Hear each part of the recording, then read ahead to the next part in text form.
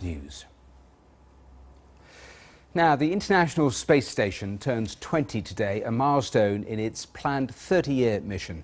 Its first component was launched on this day in 1998 from the Cosmodrome in Kazakhstan, with the second part launched by NASA 2 weeks later. In total, 16 nations were involved in its construction, and there have been 136 space flights to deliver the various parts to actually build it. Well, I'm delighted to welcome the astronaut Terry Virts, who spent 200 days on board the ISS back in 2015. He joins me live now from Toronto. Welcome here to the programme. So when I say International Space Station, what do you think? What are your strongest memories?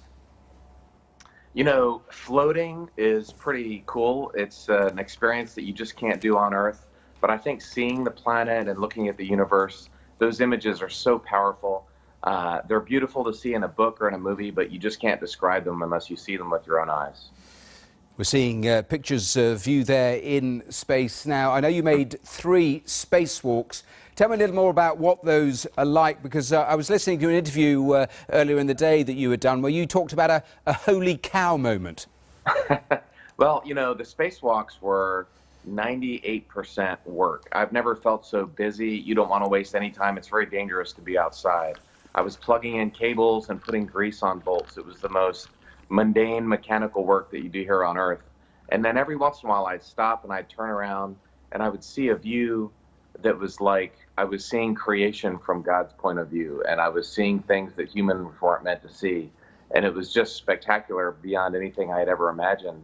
And then I had to get back to work and plug in that cable. So it was this juxtaposition of sublime and mundane that really surprised me. I didn't realize how powerful that would be. And presumably filter out the risks involved as well. Tell me a little more about how important collaboration with international partners is with the International Space Station, because of course the space race for decades was built on incredible competitions between various countries. It was, and I think that's the most important accomplishment, even more than the science and engineering. I wrote a chapter 5 in my book, View from Above, is about this one incident where all of this stress and turmoil has been happening on Earth between the West and Russia, obviously, for years. And in the midst of that, we had to deal with this emergency. The Russian prime minister called us. We really worked together to get through that, and it was a great example of how the cooperation between countries can and should be, as opposed to what often happens. If you listen to BBC World News, you have a continuous string of problems down here on the planet.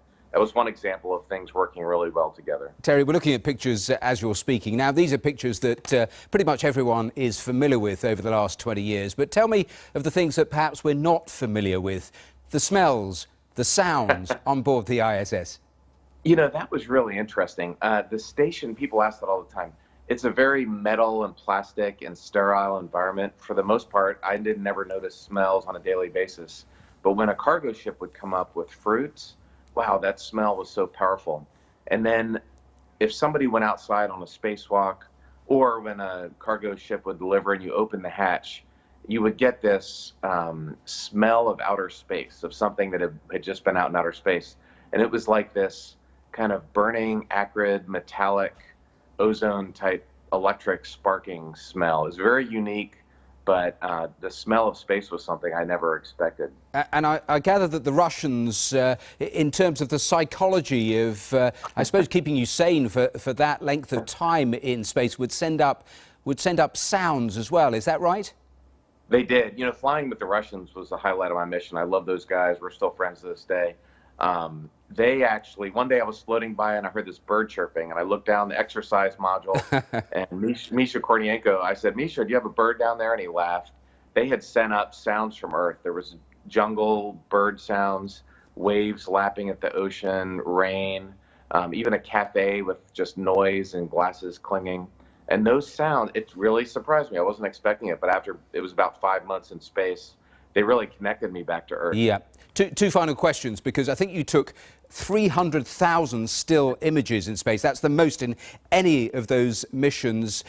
We're seeing them on the screen now. Was there anything in particular that you tended to focus on routinely, time after time?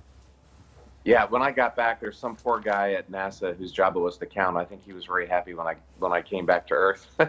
But you know, there's so much beautiful stuff on the planet. I mean, there's so many different, the daylight scenes, the night scenes, cities, aurora. Aurora for me really stood out. It was like this ghost that would appear in the distance, this green river of plasma. It was a very unearthly scene. I had never seen them from the planet. There's just so many different things to take pictures of. It was spectacular. I just want to put on screen my favourite picture of the ones that you sent us of the sun. I mean, so many astronauts, when they talk, they talk about the impact it has seeing Earth. It is different to actually all of us seeing these pictures. For you as an astronaut, did that have the impact on you as well? Well, you know, we have one planet, there's no plan B, and so you definitely get the sense of there's a giant universe out there and all we have is Earth. But for me, the biggest lessons that I learned were about life on Earth, and that surprised me. I thought it would be about rockets and spaceships and planets, but when you look back and you can really see how people live, I was surprised at nighttime when you see cities. It struck me that I wasn't looking at population, I was looking at wealth.